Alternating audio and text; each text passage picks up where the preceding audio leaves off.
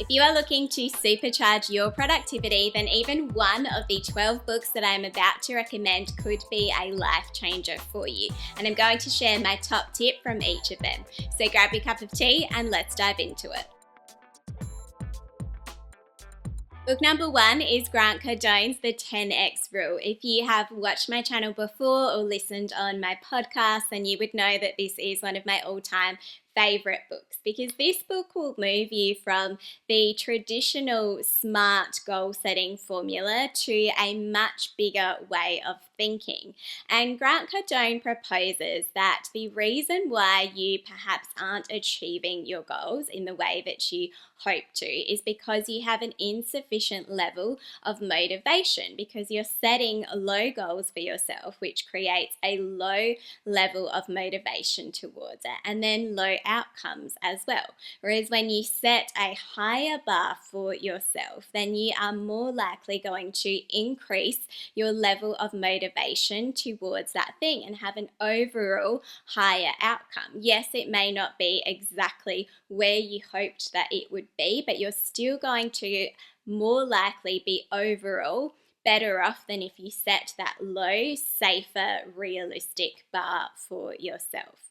One of my favorite tips from this book actually comes from the 10X rule itself, and that is essentially to set goals that are 10x greater than what you think you can achieve, and set actions that are 10x greater than what you think is required. And this is because Cardone builds into his 10x rule strategy the fact that we often don't account for things not going perfectly to plan. We don't plan for the unexpected and for obstacles.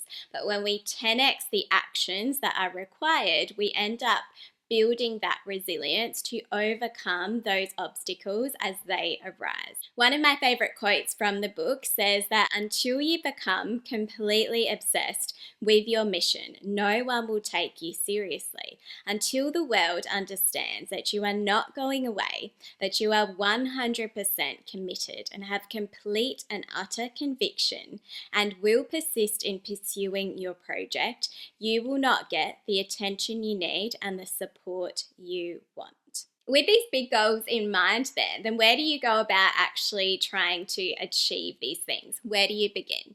That brings me to book number 2, and that is Brian Tracy's Eat That Frog. Now, Brian Tracy is a guru in the productivity space, and this classic is as relevant today as it was when it was first written. This idea of eating the frog is something that you may have heard of, and it was originally a concept that was coined by Mark Twain. He was describing that if you were to, for example, eat a live frog, then if you do it at the start of the day, then nothing that you do for the rest of the day will seem as bad.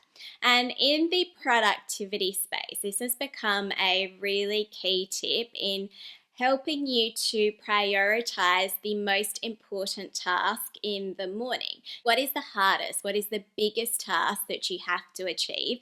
And making that your priority and having a single-minded focus on that thing, and not being tempted to be distracted by small tasks and the small wins in checking those things off before you tackle whatever that most important task is. One of my favorite tips from this book is something that Tracy talks about in his other books as well, and that is to think on paper. I just love the packaging of this phrase because I think it's just so easy to be able to recall when you are actually working. And this idea of thinking on paper is much more than having a traditional checklist. He really highlights this idea of going beyond that and using checkboxes and arrows and different visual aids to really help you bring that to life. So I've tried to move away more recently since reading this book from the traditional checklist that I used to live by and creating what more looks like, I guess, flow charts. And I found it a really interesting and much more motivating way to tackle my priorities for the day. And what is really important with approaching things in this way is that Tracy says that it allows you to see the relationship between each task. And it's also motivating when you can see what that next goalpost is. One of the things that he says in this book that I love is that throughout my career, I have discovered and rediscovered a simple truth: the ability to concentrate single-mindedly on your most important task, to do it well and to finish it is the key to great success, achievement, respect, status, and happiness in life. But eventually you are going to have to do more than simply think about what your goals and your priorities are, which brings me to book number 3, which is Put Your Ass Where Your Heart Is by Steven Pressfield. I absolutely love Steven Pressfield's books. I think he is the ultimate, warrior against procrastination. And he talks about this idea of overcoming resistance, and that is resistance with a capital R. He paints this character of resistance being that thing that shows up when you are right on the brink of a breakthrough. And resistance can manifest itself in many disguises. And he talks about this being things like procrastination, self-doubt, fear, and there being a way for you to overcome the impact of resistance in preventing you from achieving your goals. And that is simply to put your ass where your heart is. So if you want to be a writer, for example, then sit down in the chair and write. Actually put yourself physically into that space. And one of my favorite tips from this book is that he talks about you only having to be 100% committed for even just 10% of your time, for example. And he uses this idea of if you were to take just 1 hour of your work week and to do that particular task, that particular goal that you have your heart set on, then eventually over the course of a year, over 365 days, that adds up to the equivalent of 9 weeks of a 40-hour work week. So imagine if you committed 9 work weeks to whatever your priority is, whatever your goal, whatever your passion, your interest is, and the impact that that could potentially have on your future. And he also talks about the importance of picking a time and a place of where you are going to show up, and that muses will know where to meet you, which is a really interesting concept, I think, and it's a really nice way to just discuss what he talks about as the universe responding. So he says that if the universe knows that you are 100%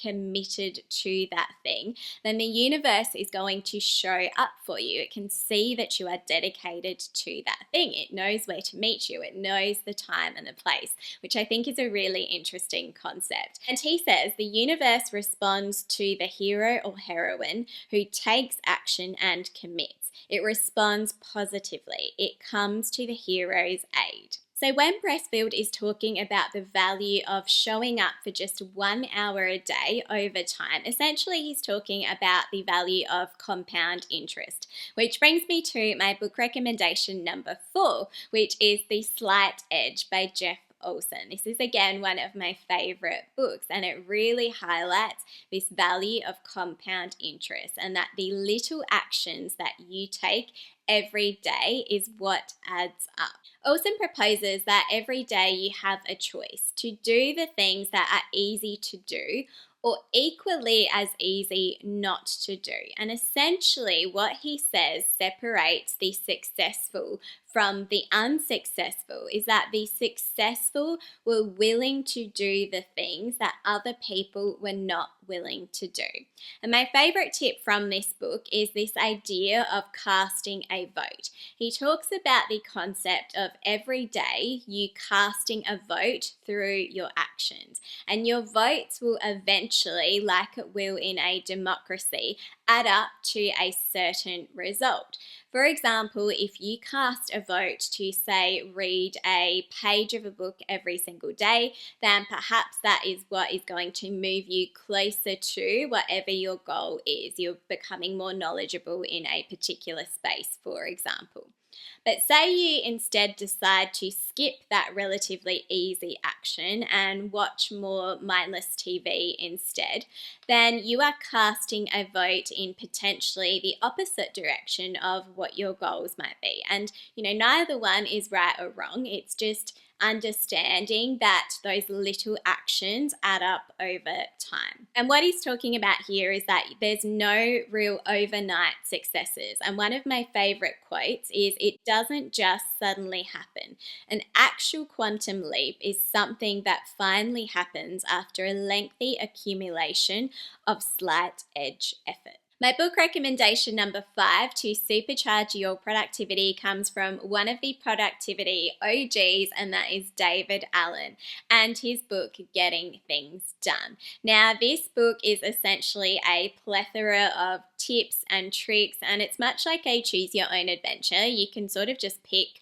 whichever one resonates the most with you. This was a book that I happened to read very early on in my career, and it really helped me to tackle the overwhelm that I was feeling when I was drowning in meetings and deadlines and requests, and feel like no matter what was thrown at me, that I would be able to achieve it. And one of the main reasons for this is a concept that Alan shares about getting things out of your head and into a system. He says that the reason why we feel stressed and overwhelmed is often because we haven't really clearly defined what that next action is that we need to take, and we haven't put that into a system. So this idea of supercharging your productivity by getting things out of your head and into a system is something that I have used to, for example, schedule my day. If I get any sort of requests, I make sure that I have a system in which that goes into.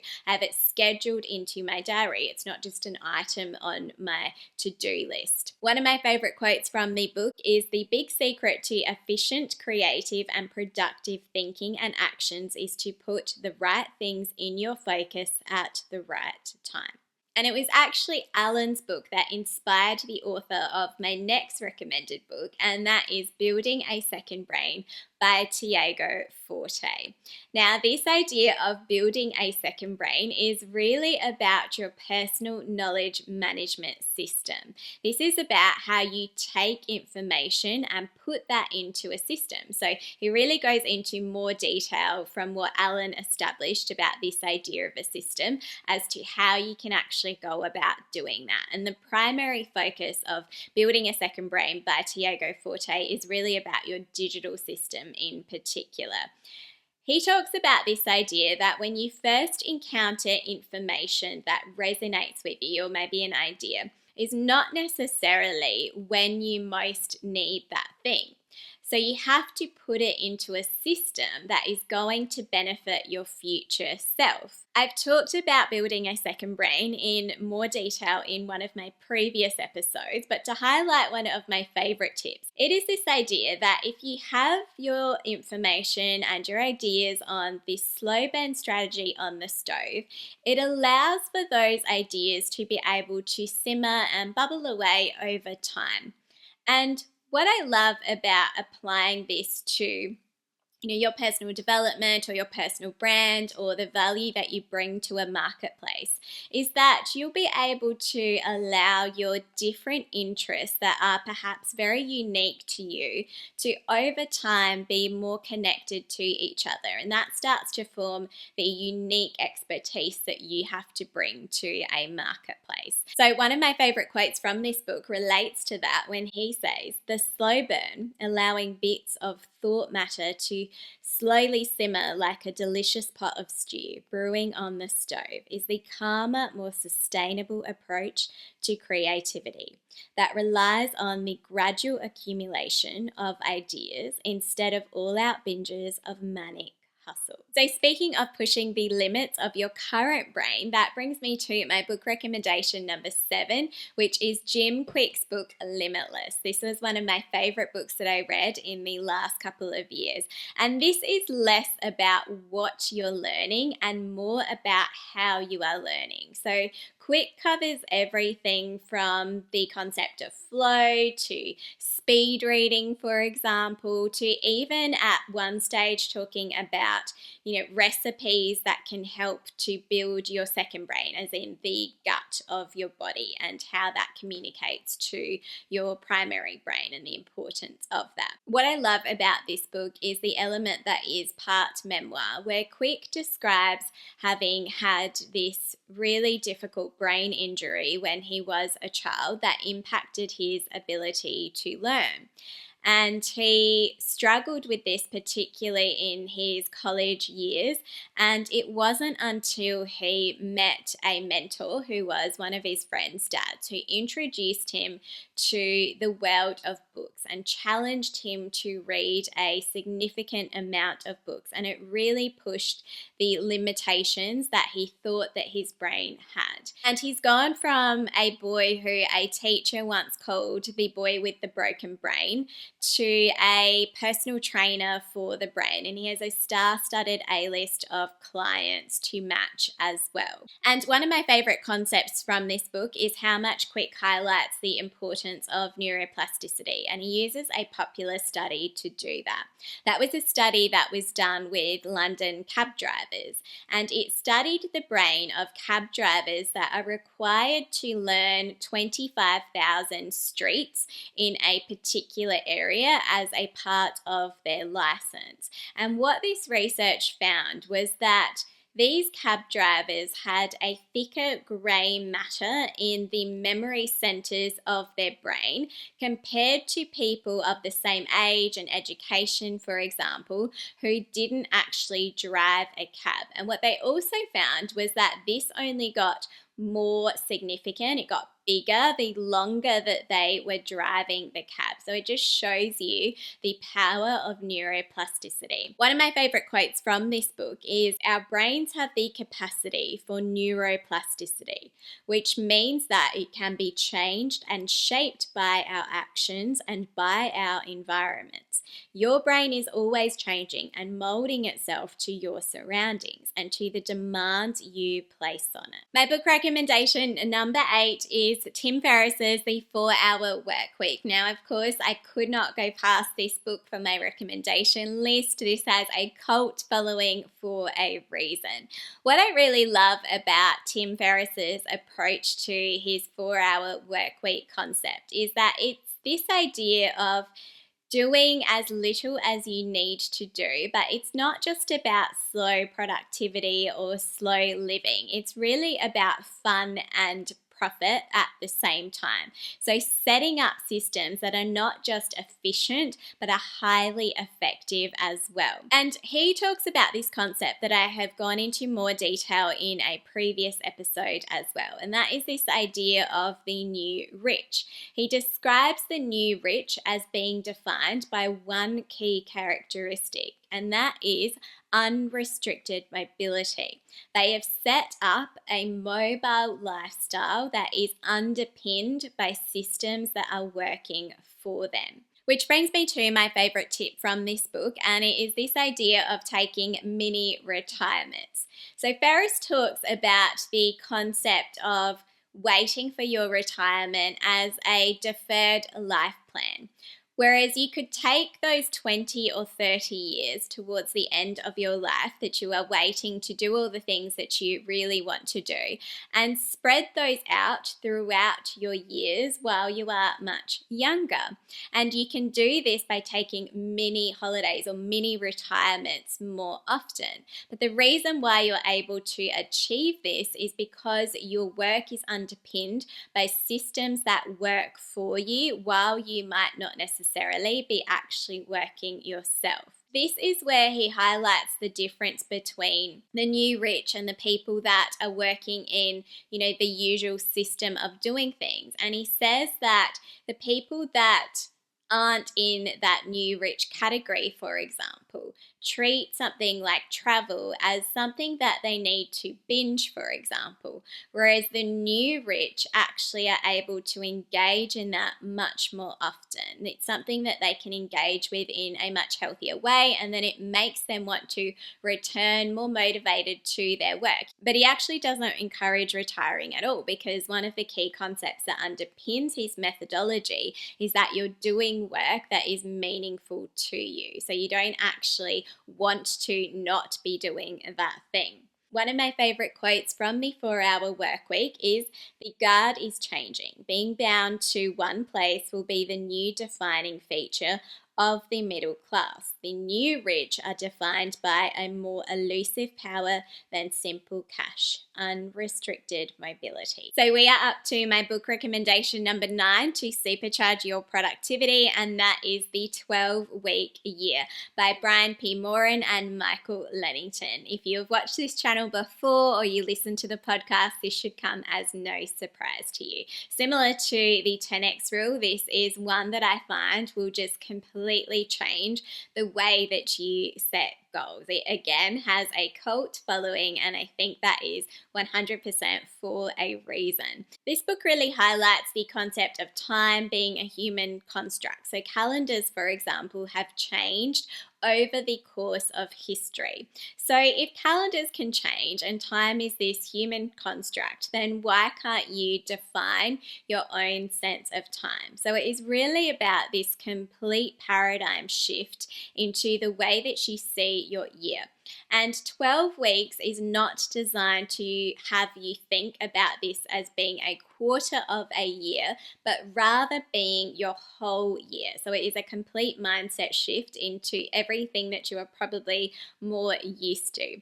The reason why this is so important for these authors is because they talk about this idea of a traditional calendar year being what creates complacency when it comes to your goals, because you think that that is such a long period of time to be able to achieve those things. So you don't have that heightened sense of urgency.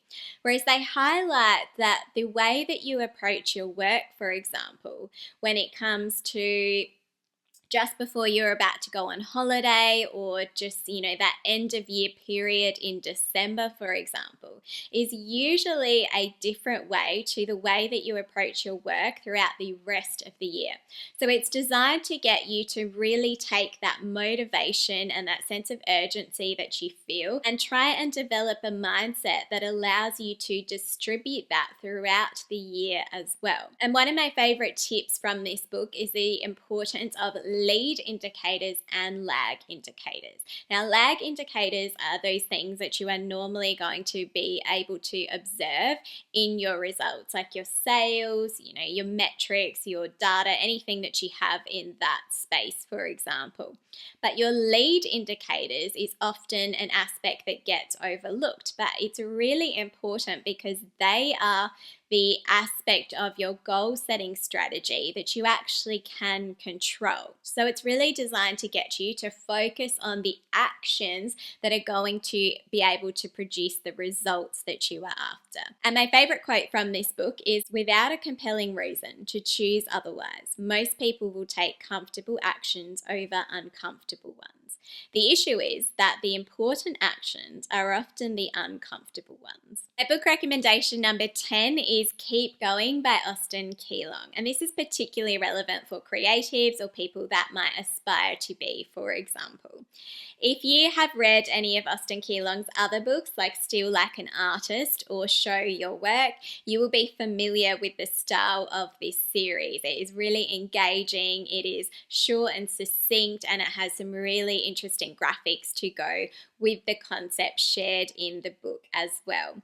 And one of my favorite tips from this book is this idea of embracing your Groundhog Day. And he really focuses on the importance of trying to forget particular labels like the nouns and focus on the actual doing. What is the verb? So for example, don't focus on being a painter, focus on just painting every day, the Groundhog Day element of that. Don't focus on being a writer, focus on writing every day. Which brings me to my favorite quote from the book, which is, let go of the thing that you're trying to be, the noun, and focus on the actual work that you need to be doing, the verb.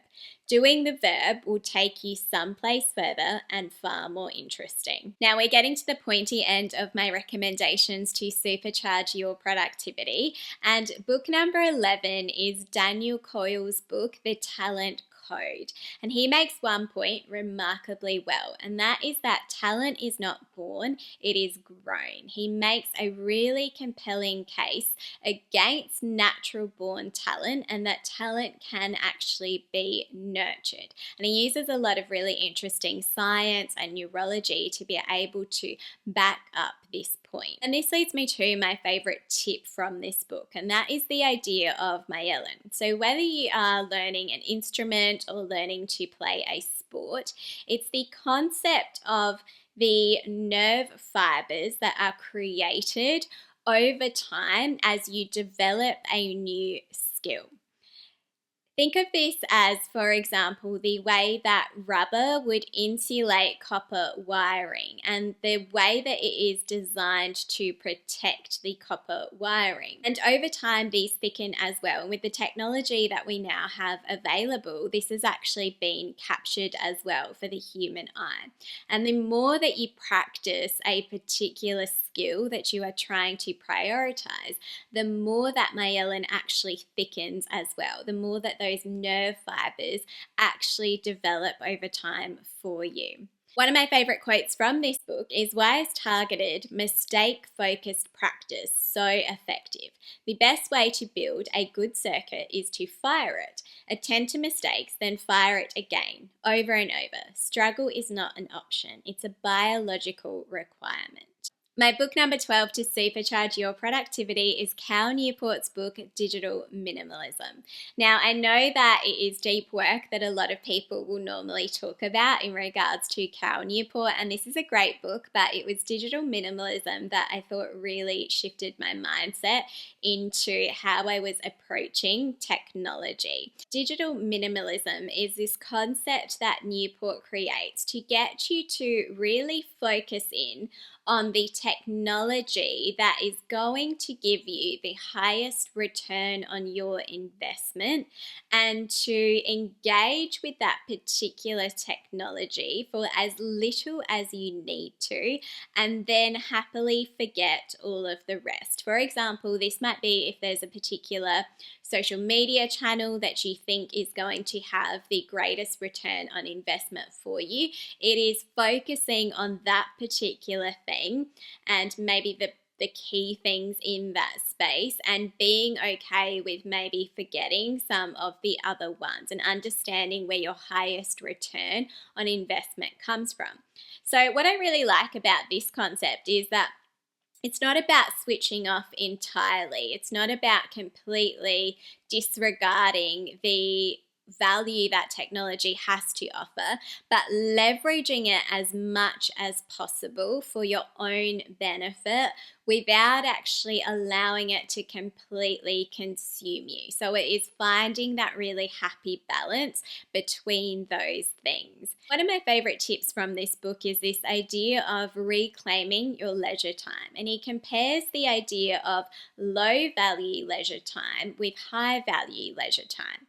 So low value leisure time might be things like watching TV or scrolling through your social media, whereas your high value leisure time, which is what he predominantly advocates for, might be things like a hobby or maybe a craft, which are more of the things that our ancestors were likely to have engaged in, and they developed some really powerful skills in those spaces. But now, because of the way that technology has consumed our lives, we are more used to scrolling social media in our downtime as opposed to really trying to develop some high value hobbies or skills.